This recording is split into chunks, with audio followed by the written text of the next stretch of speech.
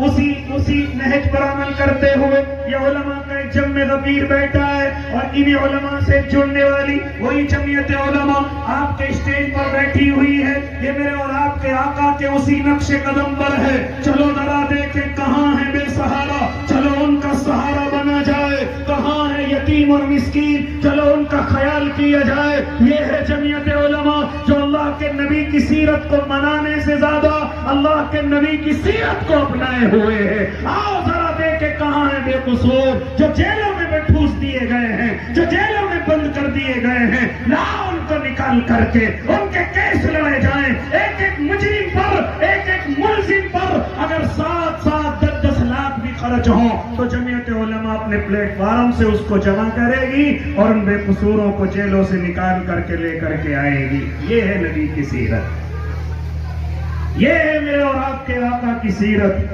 اے اللہ کے نبی کے دیوانوں، آؤ میں اور آپ بھی ذمہ داری کو سمجھیں اور اس ذمہ داری کو اپنی زندگی کے اندر لے کر کے آئیں۔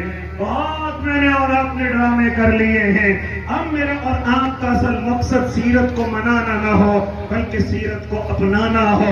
آؤ ذرا دیکھیں محلے کے اندر کتنی بیوائیں ہیں، میں اور آپ حضرت ابو بکر کی طرح ایک ترتیب بنائیں، ایک فہرست بنائیں اور ان کی خدمت کے لیے اپنے جوانوں کو تیار کریں۔ حضرت عمر کی طرح تلاش کریں کون بیوہ ہے، ارے اس کی خدمت کرنے والا کوئی نہیں، لیکن بیوہ کہہ رہی ہے کہ میری خدمت کر کے تو کوئی جا چکا ہے۔ مختصر یہ کہ حضرت عمر چھپ کر کے دیکھ رہے ہیں اس بیوہ کی خدمت کرنے والا کوئی اور نہیں ہے، وقت کا امیر المؤمنین حضرت ابو بکر صدیق ہے رضی اللہ تعالیٰ عنہ۔ یہ ہے کرنے کے کام۔ معلوم کرو ہمارے محلے میں کتنی بچیاں جوان ہو چکی ہیں، ان کے ماں باپ گھر سے کمزور ہیں، باپ بیمار ہے یا ان کے سروں پر باپ کا سایہ نہیں ہے، کیوں نہیں میں اور آپ مل کر کے ان کے نکاحوں کے انتظام کرتے، کیوں نہیں ان کو وقت پر ان کے نکاح کرتے؟